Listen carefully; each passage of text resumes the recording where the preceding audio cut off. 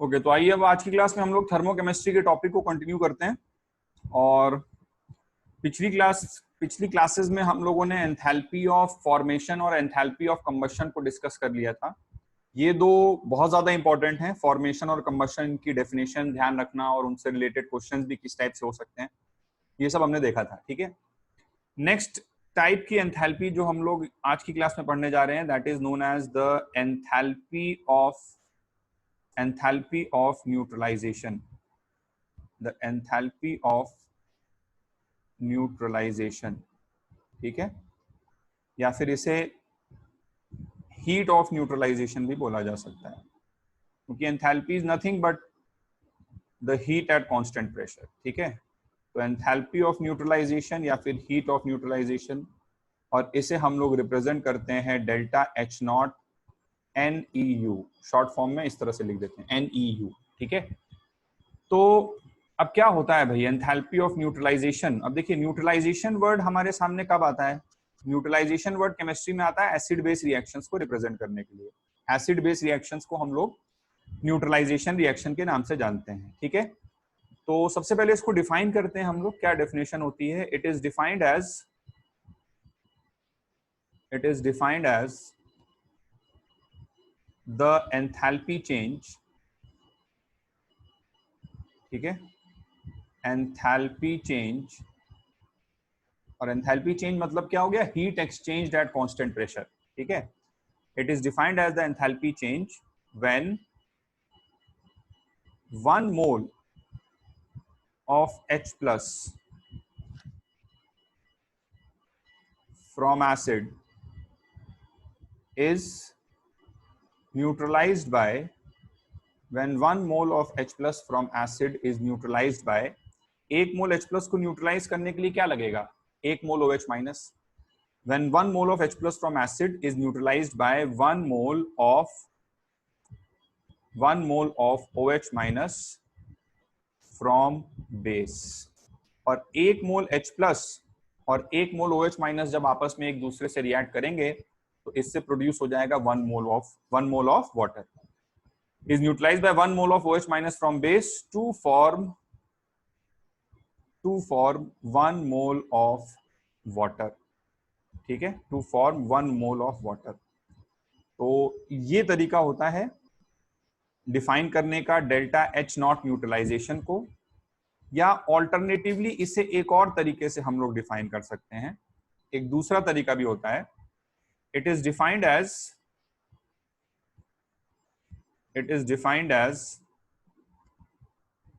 the enthalpy change, it is defined as the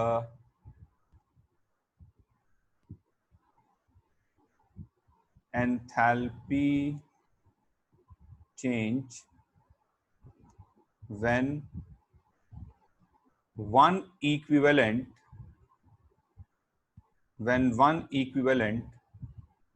of acid, और equivalents क्या होता है? Number of moles into n factor. और acid का n फैक्टर क्या होता है कि कितना H प्लस दे सकता है, और बेस का n फैक्टर होता है कि कितना OH माइनस दे सकता है। तो it is defined as the enthalpy change when one equivalent of acid is neutralized by one equivalent of base. ठीक है, तो ये एक और ऑल्टरनेटिव मेथड है एंथैल्पी ऑफ न्यूट्रलाइजेशन को डिफाइन करने का। तो आइए कुछ एग्जांपल्स लेके इसका और मीनिंग समझते हैं हम लोग। तो एंथैल्पी ऑफ न्यूट्रलाइजेशन को पहचानने का सबसे सिंपलेस्ट और सबसे यूजफुल तरीका मैं बोलूंगा ये है कि आप वाटर के मोल्स को आइडेंटिफाई करिए। जैसे बच्चों हम लोग देखते थे कि एंथैल्पी ऑफ फॉर्मेशन में 1 मोल प्रोडक्ट बनना चाहिए, एंथैल्पी ऑफ कंबशन में 1 मोल रिएक्टेंट का कंबशन होना चाहिए। उसी तरह से एंथैल्पी ऑफ न्यूट्रलाइजेशन में आप पानी के मोल्स को पकड़ो। ठीक है, पानी का मोल 1 होना चाहिए, तो जो एंथैल्पी का चेंज होगा उसे हम लोग एंथैल्पी ऑफ न्यूट्रलाइजेशन का नाम देंगे। जैसे कि मान लीजिए फॉर एग्जांपल एक बहुत ही मशहूर एसिड बेस रिएक्शन होती है HCl aqueous plus NaOH aqueous. अब इस रिएक्शन को हम सब लोग जानते हैं कि HCl प्लस NaOH की जब रिएक्शन होगी तो इससे हम लोग को मिल जाएगा NaCl aqueous प्लस H2O, ये रिएक्शन होगी। ठीक, अब ये जो रिएक्शन हमारे सामने लिखी हुई है, इस रिएक्शन में 1 मोल HCl और 1 मोल NaOH। 1 मोल HCl का मतलब 1 मोल H प्लस हो गया, और 1 मोल NaOH का मतलब 1 मोल OH माइनस। तो 1 मोल H प्लस और 1 मोल OH माइनस रिएक्ट करके बना रहा है 1 मोल पानी। हमेशा वाटर के मोल्स को आप आइडेंटिफाई करो, ठीक है। तो 1 मोल पानी बन रहा है, तो इस रिएक्शन का जो भी एंथैल्पी चेंज होगा उसे हम लोग बोलेंगे the enthalpy of neutralization. The enthalpy of neutralization, इस नाम से हम लोग इसे रिप्रेजेंट कर देंगे। दूसरी वाली डेफिनेशन लगाएं, तो दूसरी वाली डेफिनेशन से भी यहां पे हमें HCl का 1 मोल नजर आ रहा है, ठीक है। अच्छा, HCl का n फैक्टर 1 है। एसिड का n फैक्टर बेसिकली होता है कि 1 मोल से कितना H प्लस आएगा। तो HCl का n फैक्टर 1 है, NaOH का भी n फैक्टर 1 है। तो n फैक्टर अगर 1 है तो 1 मोल HCl का मतलब हो गया 1 इक्विवेलेंट, और 1 मोल NaOH का मतलब भी हो गया 1 इक्विवेलेंट। तो 1 equivalent of acid is neutralized by 1 equivalent of base. दोनों डेफिनेशन से हमें बात समझ में आ रही है।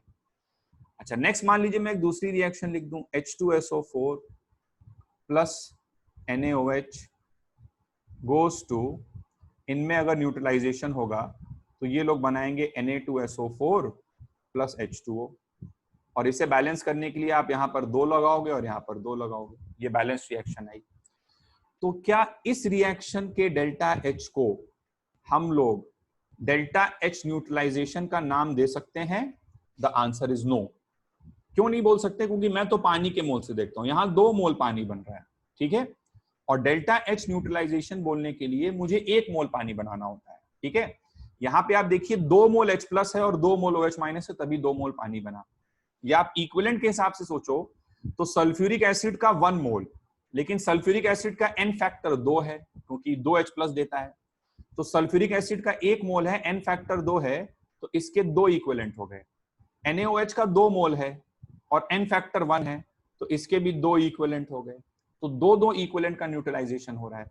तो इस रिएक्शन के डेल्टा H को हम लोग delta H naught neutralization, delta H naught neutralization का नाम हम नहीं दे सकते, ठीक है। डेल्टा H नॉट न्यूट्रलाइजेशन इसको नहीं बोलेंगे। अब अगर डेल्टा H नॉट न्यूट्रलाइजेशन की बात करनी है तो क्या करना पड़ेगा भाई? हमको 1 मोल पानी बनाना पड़ेगा। तो 1 मोल पानी बनाने के लिए इस पूरी रिएक्शन को we will need to divide by 2। तो 2 से अगर डिवाइड करेंगे तो आधा mole sulphuric acid plus 1 mole NaOH goes to half Na2SO4 plus H2O। इस रिएक्शन में अब 1 मोल H प्लस और 1 मोल OH माइनस है, तो इस रिएक्शन का जो डेल्टा H नॉट होगा उसे हम लोग delta H naught of neutralization बोलेंगे। अगर ऊपर वाली रिएक्शन देखें तो हमने इस रिएक्शन को 2 से मल्टीप्लाई किया हुआ है, और इस रिएक्शन के डेल्टा H को, नीचे वाले के डेल्टा H को अगर हम डेल्टा H नॉट न्यूट्रलाइजेशन बोल रहे हैं तो ऊपर वाले को हम लोग twice of delta H naught neutralization ये जरूर बोल सकते हैं, क्योंकि 2 मोल पानी बन रहा है तो 2 से मल्टीप्लाई करते हैं तो डेल्टा H भी 2 से मल्टीप्लाई हो जाता है, ठीक है। तो ये हमने आइडेंटिफाई करना सीखा कि डेल्टा H नॉट न्यूट्रलाइजेशन क्या है, ठीक है। अच्छा, नेक्स्ट हम लोग अब एक बहुत इंपॉर्टेंट पॉइंट पे आते हैं, और इंपॉर्टेंट पॉइंट ये है कि न्यूट्रलाइजेशन की रिएक्शन में हमेशा एक एसिड होगा, एक बेस होगा। अगर एसिड और बेस दोनों स्ट्रॉन्ग हैं, मतलब स्ट्रॉन्ग एसिड SaSB का कॉम्बिनेशन है, this is a very important point, ठीक है। वेरी इंपॉर्टेंट बात क्या है कि delta H naught neutralization has a fixed value, delta H naught neutralization has a fixed value for SA मतलब strong acid, SB मतलब strong base pair। मतलब अगर न्यूट्रलाइजेशन SA और SB का हो रहा है तो डेल्टा H नॉट न्यूट्रलाइजेशन की वैल्यू फिक्स है, चाहे वो कोई सा भी स्ट्रॉन्ग एसिड हो, कोई सा भी स्ट्रॉन्ग बेस, ठीक है। अच्छा, स्ट्रॉन्ग एसिड क्या होता है भाई? स्ट्रॉन्ग एसिड हम किसे बोलते हैं? स्ट्रॉन्ग एसिड हम उसे बोलते हैं जो 100% आयनाइज होता है, और स्ट्रॉन्ग बेस भी हम उसे बोलते हैं जो 100% आयनाइज होता है। ठीक, तो जैसे सपोज करो आपने 1 मोल HCl लिया एक सोल्यूशन में, और आपने 1 मोल NaOH लिया एक सोल्यूशन में, ठीक है, और इन दोनों को आपने रिएक्ट करवाया, तो इससे आपको बच्चों मिलेगा NaCl एक्वस प्लस H2O। अब HCl एक स्ट्रॉन्ग एसिड है, ठीक है, और HCl स्ट्रॉन्ग एसिड क्यों है? क्योंकि वो 100% आयनाइज कर जाता है। पानी में 1 मोल HCl को हम लिख HCl की तरह रहे हैं, बट एक्चुअल में वो H प्लस और Cl माइनस है, 100% टूटा हुआ। उसी तरह पानी में 1 मोल NaOH को हम लिख NaOH रहे हैं, बट वो एक्चुअल में Na प्लस और OH माइनस है, 100% आयनाइज हुआ। ठीक है, ये बात समझ में आ रही है? अब इस रिएक्शन का जो डेल्टा H0 न्यूट्रलाइजेशन है, उसकी वैल्यू 25 डिग्री सेंटीग्रेड पे हम लोग सारी पढ़ाई करते हैं, उसकी वैल्यू होती है, वैसे तो क्वेश्चंस में एग्जाम्स में दी रहती है, बट अगर नहीं भी कभी दी रहे, आईटी में ऐसा नहीं होता है कि नहीं दिया होगा, दिया रहता है, बट हो सकता है कभी इधर उधर के क्वेश्चन में तुम्हें नहीं दिया रहे, तो आई वुड रिकमेंड कि थोड़ा सा इसे ध्यान ही रखना।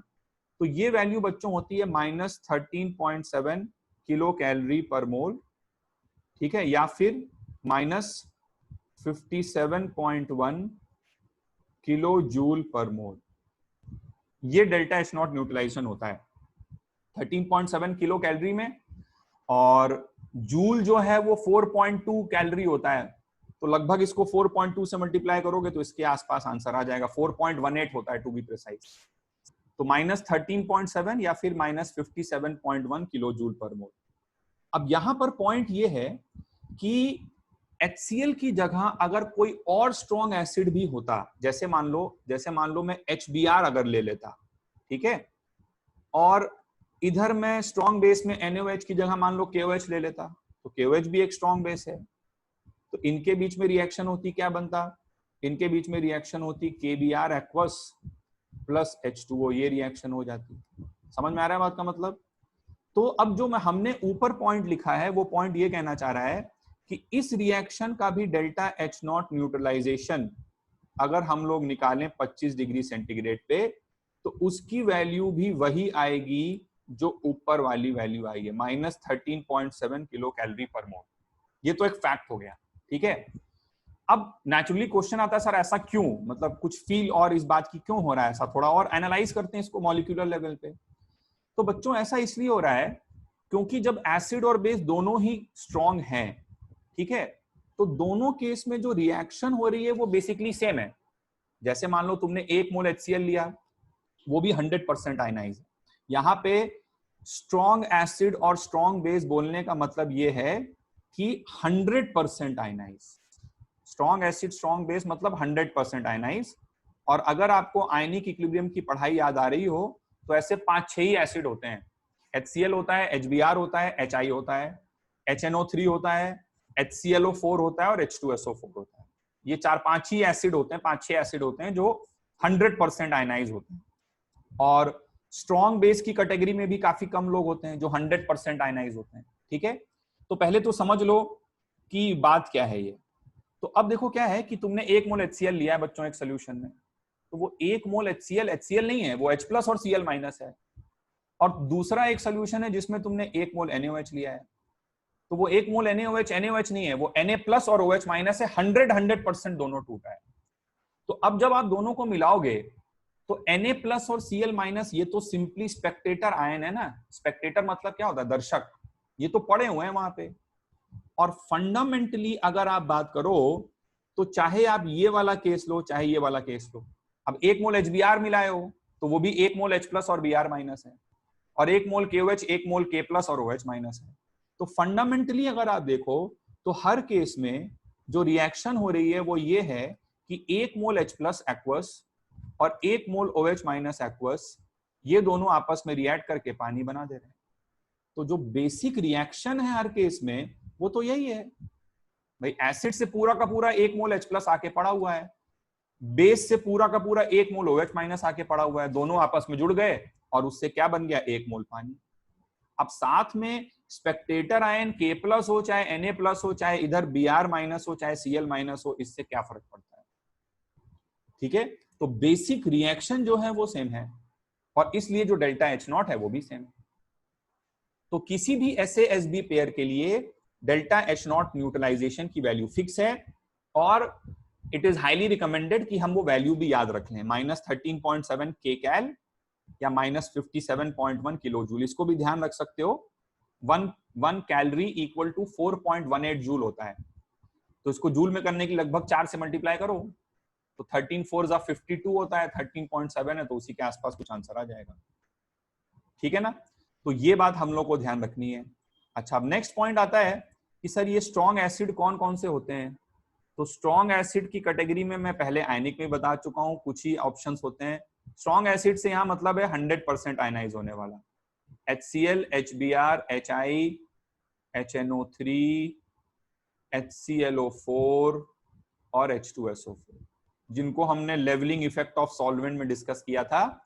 जिन एसिड्स का हम लोगों ने पढ़ा था कि क्वेश्चन आता है तो Ka का वैल्यू नहीं गिवन होता है, तो ये सब 100% आयनाइज होने वाले होते हैं। ठीक है ना। उसी तरह से स्ट्रॉन्ग बेस की कैटेगरी में कौन आ जाते हैं? स्ट्रॉन्ग बेस की कैटेगरी में आते हैं hydro oxides of alkali and alkali earth metals, ये भी 100% आयनाइज होते हैं। और alkali अर्थ मेटल के हाइड्रोक्साइड क्या है ये तो आप समझ ही गए होंगे, NaOH, KOH, CaOH whole twice, BaOH whole twice. तो ये बच्चों 100% आयनाइज होने की कैटेगरी में है और इनके लिए डेल्टा एच नॉट न्यूट्रलाइजेशन की वैल्यू हमेशा एक फिक्स्ड कांस्टेंट वैल्यू होती है।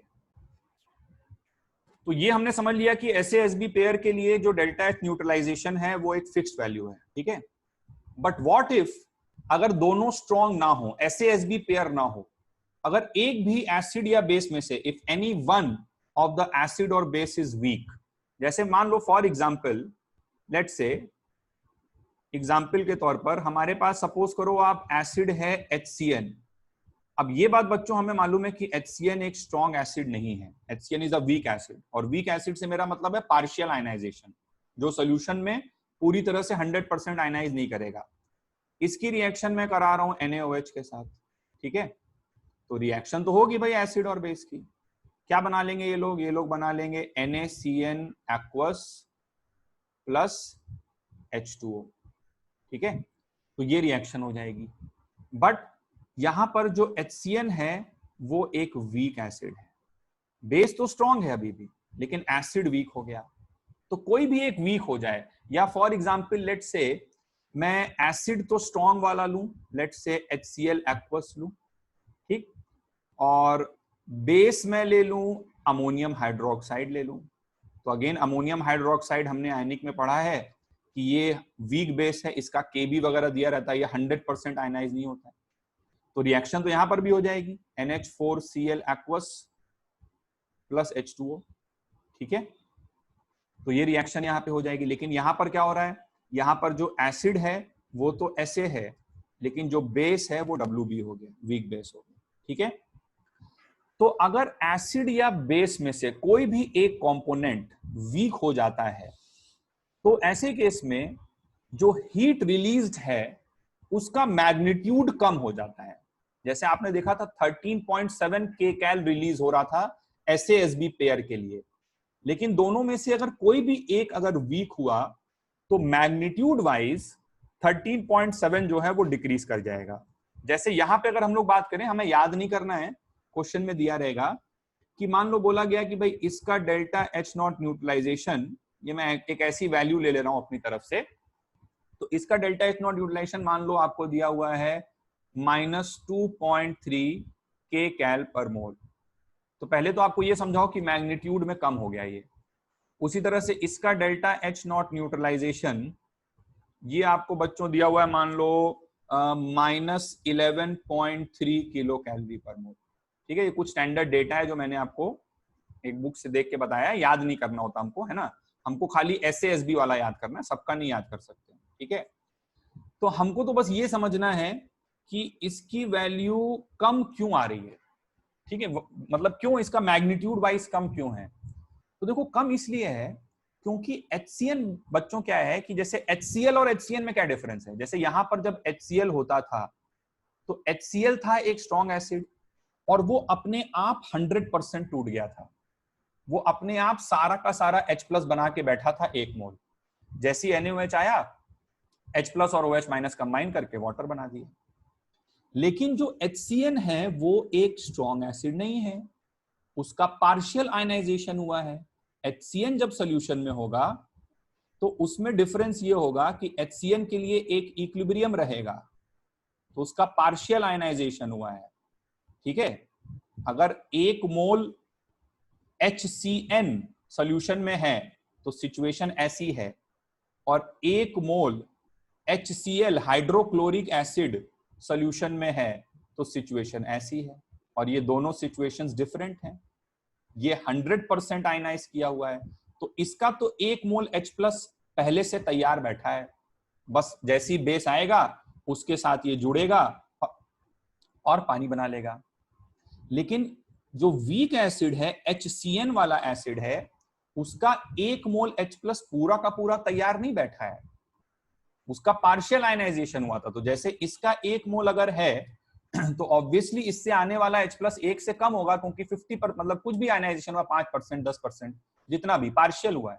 ठीक है, तो अब जब आप इसमें NaOH मिलाना स्टार्ट करोगे तो NaOH जब आएगा इसमें तो वो इसका H+ कंज्यूम करने लगेगा, H+ के साथ खत्म करने लगेगा, H+ को H+ के साथ रिएक्ट करके वाटर बनाएगा, और H+ को कंज्यूम करेगा। तो ली चैटलियर से सोचो तो ये इक्विलिब्रियम फॉरवर्ड शिफ्ट करने लगेगा, तो इसका आयनाइजेशन होगा, लेकिन उस आयनाइजेशन के प्रोसेस में ये कुछ हीट एब्जॉर्ब करेगा, फ्री फंड में आयनाइज नहीं करेगा कभी भी।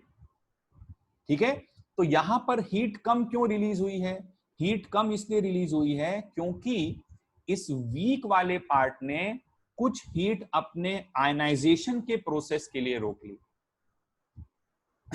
भाई अगर इसको 1 मोल H2O बनाना है तो इसको पूरा पूरा 100% आयनाइज होना पड़ेगा, इसको 1 मोल H+ बनाना पड़ेगा। HCl अपना 1 मोल H+ फ्री फंड में बना दे रहा था क्योंकि बहुत स्ट्रॉन्ग एसिड था, लेकिन वीक एसिड अगर होगा तो वो अपना 1 मोल H+ फ्री में नहीं देगा, थोड़ा मोड़ा दे देगा फ्री में, लेकिन पूरा का पूरा 1 मोल अगर चाहिए, इस इक्विलिब्रियम को 100% आगे ले जाना है, तो पहले तो H+ को खत्म कर रहे हो यहां से। वो H+ खत्म कौन कर रहा है? वो NaOH खत्म कर रहा है।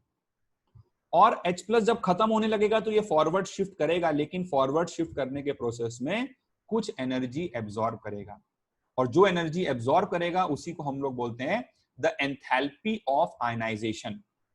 ठीक है, तो अब यहां पे क्वेश्चन ये कई बार उठते हैं, कई बार ऐसे क्वेश्चन पूछे जाते हैं कि what is the delta H0 for ionization. ठीक है, इसने आयनाइजेशन में कितनी एनर्जी एब्जॉर्ब करी? तो अगर स्ट्रॉन्ग होता तो 13.7 रिलीज करता, लेकिन अभी कितनी रिलीज कर रहा है? 2.3। तो जितना उनके मैग्नीट्यूड का डिफरेंस है 13.7 माइनस 2.3 किलो कैलोरी पर मोल। ठीक है भाई, अगर स्ट्रॉन्ग होता तो इतनी हीट रिलीज करना चाहिए था इसे, लेकिन इसने रिलीज कम किया। तो कम क्यों किया? क्योंकि कुछ अपने आयनाइजेशन में ले लिया, तो जितना डिफरेंस है वही अपने आयनाइजेशन में लिया है उसने। तो कितना लिया है इसमें माइनस कर दो, कितना आ गया ये? 11.4 किलो कैलोरी पर मोल। ठीक है, उसी तरह से यहां पे देखो अगले वाले एग्जांपल में क्या हो रहा है। अगले वाले एग्जांपल में जो बेस है वो वीक हो गया, तो इसका आयनाइजेशन 100% नहीं है, तो ये कुछ पार्ट अपने आयनाइजेशन के लिए रोक रहा है ना, अपने आयनाइजेशन में इस्तेमाल कर रहा है। तो इसके लिए अगर डेल्टा H0 आयनाइजेशन की बात होगी तो वो कितना हो जाएगा? वो आप 13.7 में से 11.3 घटा दो।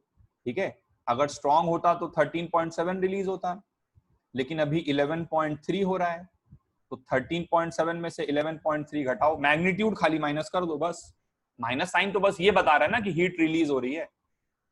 तो 13.7 में से 11.3 अगर माइनस होगा तो ये 2.4 किलो कैलोरी पर मोल आ जाएगा। तो इतना पार्ट इसके आयनाइजेशन में जा रहा है। ठीक है, तो इसी पॉइंट को हम लोग नोट डाउन कर लेते हैं। क्या नोट डाउन करना है?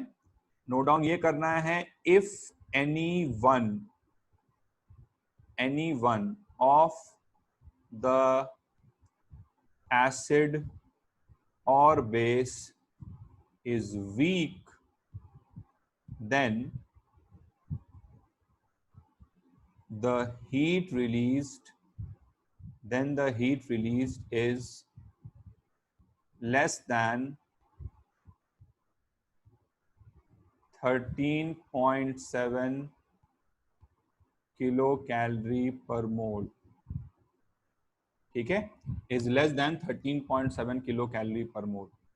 Why? Because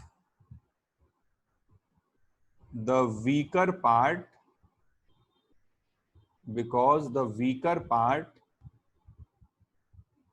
absorbs some heat to complete its ionization.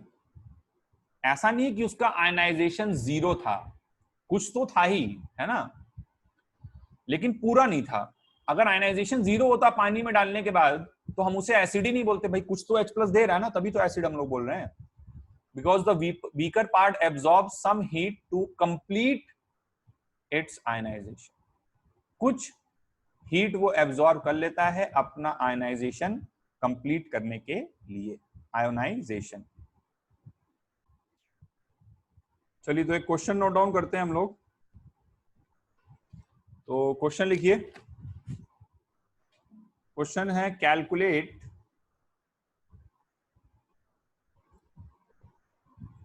The enthalpy change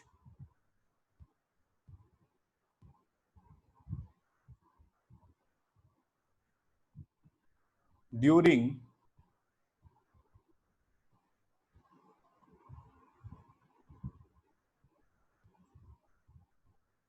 neutralisation of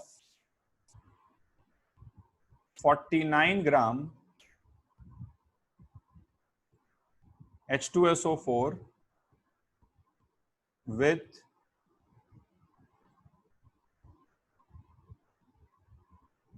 10 gram NaOH. Calculate the enthalpy change during neutralization of 49 gram H2SO4 with 10 gram NaOH. तो खुशी की बात यह है कि ये भी स्ट्रॉन्ग एसिड है और ये स्ट्रॉन्ग बेस है. ठीक है, तो रिएक्शन लिखते हैं हम लोग. तो H2SO4 plus NaOH, half H2SO4 plus NaOH goes to half Na2SO4 plus H2O.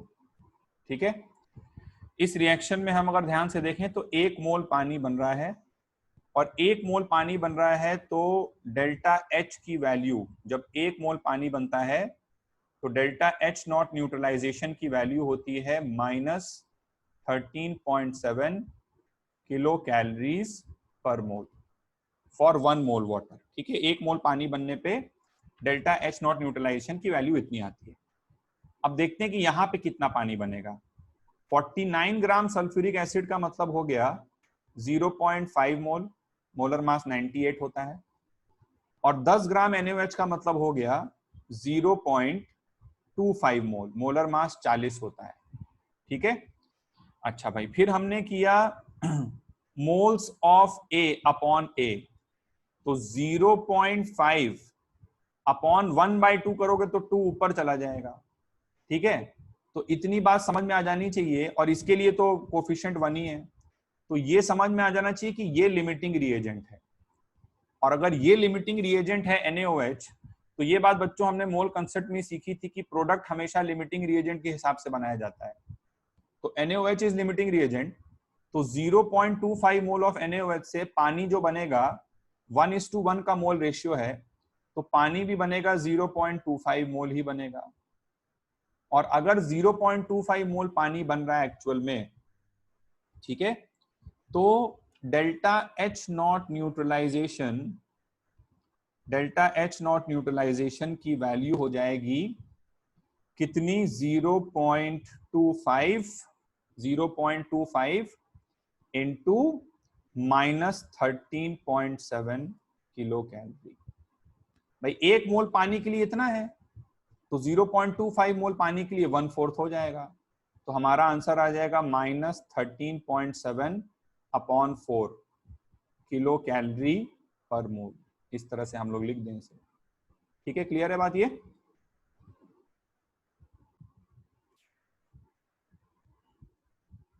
Okay, so the next question is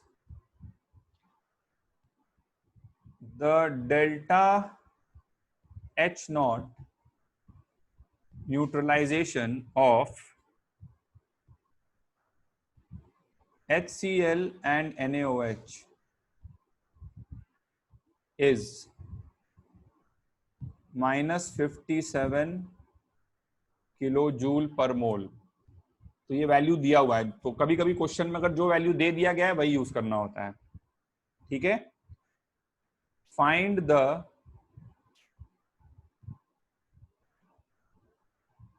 heat released at constant pressure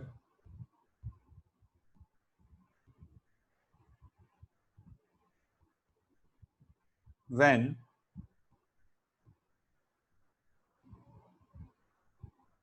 0.5 mole of H2SO4 reacts with 0.75 mole of NaOH। ठीक है, तो आइए करते हैं इस question को। तो H2SO4, तो मैंने लिखा हाफ H2SO4। ठीक है,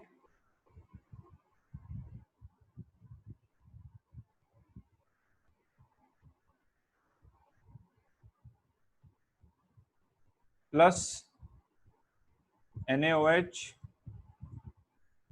goes to half Na2SO4 plus H2O। ठीक है, ये रिएक्शन होती स्ट्रॉन्ग एसिड स्ट्रॉन्ग बेस की, 1 मोल वाटर बन रहा है।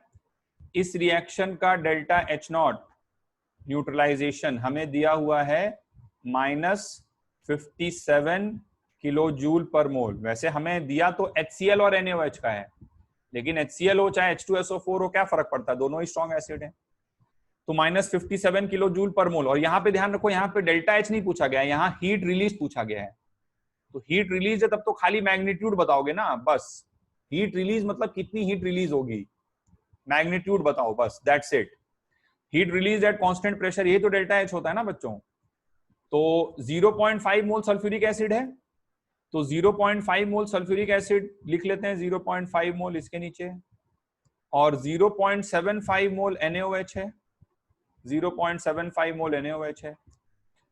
तो लिमिटिंग रिएजेंट NaOH हुआ, लिमिटिंग रिएजेंट NaOH है, 0.75 मोल से 0.75 मोल पानी बनेगा, 1:1 का रेशियो है। तो यानी कि इस रिएक्शन के लिए 57 किलो जूल रिलीज होती अगर 1 मोल पानी बनता। ठीक है, लेकिन पानी 0.75 बन रहा है, तो देखो क्यू रिलीज बताना है अब मुझे खाली, तो मैग्नीट्यूड बता दूंगा मैं बस।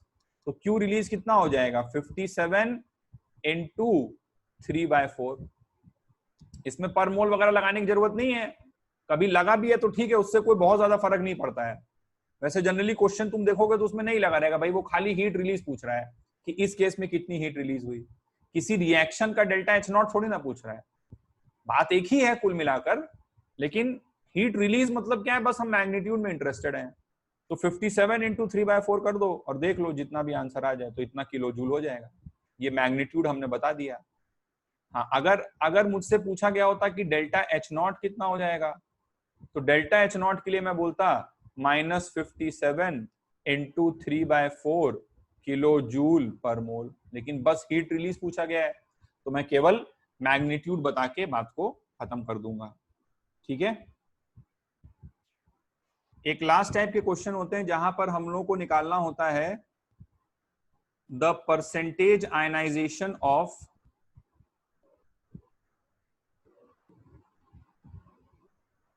Week part.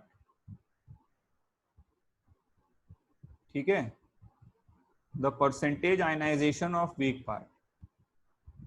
तो इसको भी क्या है, बहुत सारे लोग कुछ फॉर्मूला याद करवाने की कोशिश करते हैं, कुछ फॉर्मूला याद नहीं करना है, लॉजिकली समझेंगे हम लोग, ठीक है। तो मान लो कि कोई एक HA वीक एसिड है और इसको हम लोगों ने NaOH के साथ रिएक्ट करवाया, ठीक है। 1 मोल HA लिया, 1 मोल NaOH लिया और इससे हमने बनाया 1 मोल NaA प्लस 1 मोल पानी, और HA जो है दैट वाज अ WA, मतलब वीक एसिड, ठीक है। तो यहां पर जो हीट रिलीज होगी 1 मोल के लिए वो 13.7 से कुछ कम होगी। तो मान लो इसका डेल्टा H0 न्यूट्रलाइजेशन क्वेश्चन में आपको दिया हुआ है, कुछ एक वैल्यू मान लेते हैं, मान लो -9 दिया हुआ, तो -9 किलो कैलोरी पर मोल दिया हुआ, ठीक है। अच्छा, अगर ऐसा है तो मैं बच्चों इसका डेल्टा H0 आयनाइजेशन निकाल लूंगा, ठीक है। तो डेल्टा H0 आयनाइजेशन निकालूंगा तो वो आ जाएगा 13.7 में से 9 माइनस कर दूंगा, तो 13.7 में से 9 माइनस होगा तो 4.7 किलो कैलोरी पर मोल, ठीक है। ये हमने निकाला इसका डेल्टा H0 आयनाइजेशन एक्सपेरिमेंटल, ठीक है। मतलब ये लैब में हमने 1 मोल HA का सोल्यूशन बना लिया, ठीक है, और 1 मोल HA के सोल्यूशन में 1 मोल NaOH मिलाया, तो इतनी हीट ऑफ न्यूट्रलाइजेशन आ रही थी, 13.7 में से माइनस किया तो इसका एंथैल्पी ऑफ आयनाइजेशन आ गया, कुछ कम रिलीज कर रहा है। कुछ कम क्यों रिलीज कर रहा है? क्योंकि पूरी तरह से आयनाइज नहीं था। स्ट्रॉन्ग एसिड होता तो 13.7 ही रिलीज करता, लेकिन क्योंकि एसिड वीक है इसलिए 100% नहीं आयनाइज था, तो कुछ आयनाइजेशन में जा रहा है, तो इसलिए 4.7 किलो कैलोरी इस्तेमाल कर रहा है। अच्छा, अब क्या होगा कि क्वेश्चन में एक तुम्हें डेल्टा H0 आयनाइजेशन थ्योरेटिकल भी दिया गया होगा, उसकी वैल्यू सपोज कर लो तुम्हें दी हुई है 10 किलो कैलोरी पर मोल, ठीक है ना। अब क्वेश्चन आता है कि सर ये थ्योरेटिकल ये क्या है? तो ये थ्योरेटिकल बच्चों बेसिकली देखो क्या होता है कि ये 100% आयनाइजेशन के लिए स्टार्टिंग फ्रॉम 0, ठीक है। मतलब ये बिल्कुल भी आयनाइज अगर नहीं होता, 0 आयनाइजेशन होता है इसका, तो फ्रॉम 0% टू 100%, मतलब HA का 1 मोल है और शुरू से तुमने उसको तोड़ना चालू किया और टूटते टूटते टूटते जब 100% पूरा टूट गया, 0% से लेके 100% तक आयनाइज करवाने में जो एनर्जी लगेगी उसको हम लोग बोलते हैं डेल्टा H0 आयनाइजेशन थ्योरेटिकल, ठीक। तो ये 0 से 100 पूरा का पूरा जाने में कितनी एनर्जी ले रहा है? 10 किलो कैलोरी पर मोल, ठीक। लेकिन तुमने जब एक्सपेरिमेंट करा के इस तरह से निकाला तो इसने पूरा का पूरा 10 नहीं लिया, इसने कितना लिया? 4.7, तो 10 से कुछ कम लिया। अब क्वेश्चन ये आता है कि 10 से कम क्यों लिया इसने, मतलब ये 4.7 क्यों आ रहा है? 4.7 इसलिए आ रहा है क्योंकि ये ऐसा नहीं था कि इसका आयनाइजेशन 0% था। HA को जब तुमने पानी में मिलाया है तो थोड़ा मोड़ा आयनाइज तो है ही वो, ठीक है। तो अगर 0 से 100 जाना होता तो 10 लगता, लेकिन अभी तुम्हें 4.7 लग रहा है, तो कितनी एनर्जी की सेविंग हो रही तुम्हारी? 5.3 एनर्जी की सेविंग हो रही है। और 5.3 की अगर सेविंग हो रही है यानी कि उतने के बराबर ये आयनाइज था। तो यहां पे हम लोग जब परसेंटेज ऑफ आयनाइज्ड पार्ट निकालेंगे, देखिए भाई, अगर मुझे पूरा का पूरा आयनाइज करवाना होता तो मुझे 10 देना पड़ता, लेकिन एक पर्टिकुलर सिचुएशन में मुझे 4.7 ही देना पड़ रहा है, तो यानी कि 5.3 की मेरी बचत हो रही है। तो ये बचत क्यों हो रही है? बचत इस वजह से हो रही है क्योंकि उतने हिस्से का आयनाइजेशन ये पहले कर चुका था। तो परसेंटेज ऑफ आयनाइज्ड पार्ट हम लोग किस तरह से निकालेंगे कि हम लोग निकालेंगे 5.3 अपॉन 10 इंटू 100, जो कि 53% के बराबर आ जाएगा, ठीक है। फिर से समझिए एक बार, भाई मुझे पूरा का पूरा आयनाइज करवाने के लिए 10 देना था 0 से 100 ले जाने के लिए, लेकिन एक्चुअल एक्सपेरिमेंट में मुझे 4.7 ही देना पड़ रहा है। तो मेरी जितनी सेविंग हो रही है वो रिप्रेजेंट कर रहा है ना कि उतने के बराबर का वो पहले से आयनाइज है, ठीक है। तो जितने के बराबर का आयनाइज है अपॉन टोटल इंटू 100 कर दीजिए, परसेंटेज ऑफ आयनाइज पार्ट आ जाएगा। इसी के लिए कुछ बच्चे इस तरह से फॉर्मूला याद करने की कोशिश करते हैं, जो मुझे पर्सनली बहुत ज्यादा कंफर्टेबल नहीं लगता है। भाई लॉजिकली समझ में आनी चाहिए बात, नहीं तो फॉर्मूले में कुछ भूल गए तो गड़बड़ हो जाएगा। तो फॉर्मूला क्या होता है? फॉर्मूला होता है delta H F ionization theoretical, मतलब डेल्टा एच एफ नहीं, एच एफ तो फॉर्मेशन के लिए होता है, सॉरी, डेल्टा एच आयनाइजेशन कर दो इसे, delta H ionization theoretical minus delta H ionization experimental upon delta H ionization theoretical into 100। तो ठीक है, फॉर्मूला याद करने को आप भी याद कर सकते हो, बट थोड़ा सा क्या है, फॉर्मूले का फील आना चाहिए कि वो उसके पीछे का लॉजिक क्या है। तो इस तरह से अगर आप ध्यान रखोगे तो क्वेश्चन हो जाएगा बहुत आसानी से। ठीक है, तो ये हम लोग का कंप्लीट होता है एंथैल्पी ऑफ न्यूट्रलाइजेशन। ठीक है,